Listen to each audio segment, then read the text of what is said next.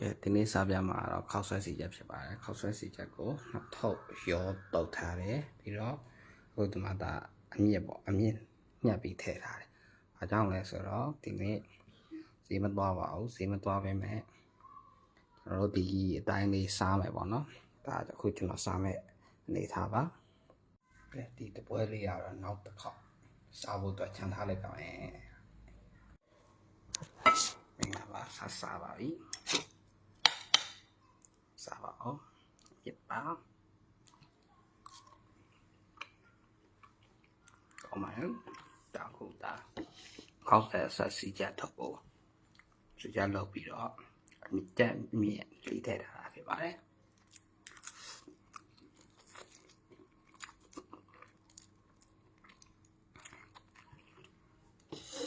ရကောင်းပါလေစားပါအောင်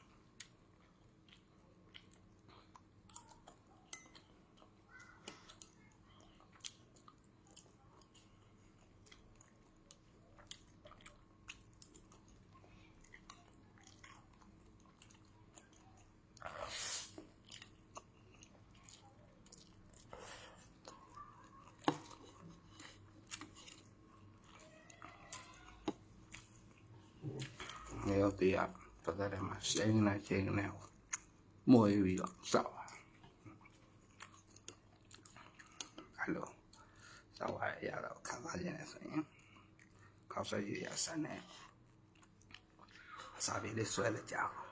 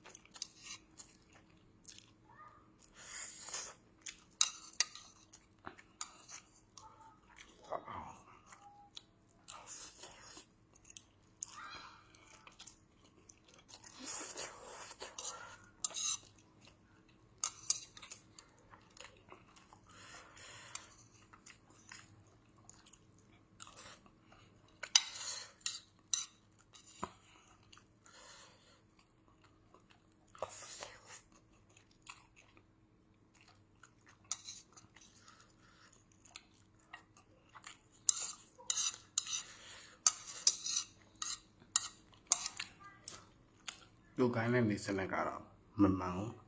ဒါပေမဲ့ချစ်တဲ့ဆိုင်နဲ့ကြည့်ပေးကြပါလို့ပြောချင်ပါတယ်ဒါပါပဲဒ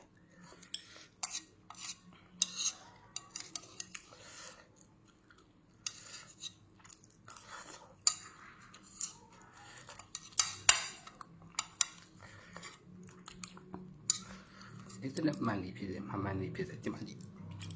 လုံးဝအပြောင်းပဲတသားတော့ဗီဒီယိုလေးမှာပြန်လဲဆိုသေးပါမယ်